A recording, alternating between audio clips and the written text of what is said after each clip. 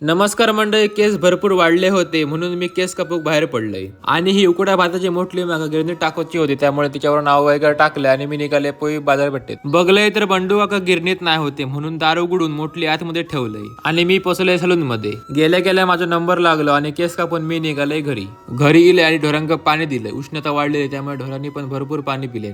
त्यानंतर जेवले आणि थोडी विश्रांती घेतलंय. संध्याकाळी खेळा नेलंय आणि तयारी केलंय. तर मंडळी त्रिंबकला माका भजन वाजवू जायचं होतं, त्यामुळे मी पकवाज घेऊसाठी मंदिर काका जवळ गेलोय आणि मंदिर काका पण माझ्यासोबत त्रिंबकला येणार होतो. काकानं पण तयारी वगैरे केली आणि पकवाज चेक करून घेतले. त्यानंतर आम्ही चेतन आणि ओमकार काकाची वाट बघित राहिलो. ते दोघं इल्यावर आम्ही जाऊन निघालो त्रिंबकला. बरोबर 8:45 वाजता आम्ही पोहोचलो त्रिंबक गावची ग्रामदैवत श्रीदेव रामेश्वर मंदिराजवळ. त्यानंतर आम्ही भजनाचं साहित्य एका जागेत ठेवलं. त्यानंतर मंदिर काकांना माका पकवाज वगैरे लावून दिले आणि थोड्या वेळात भजनाला सुरुवात झाली.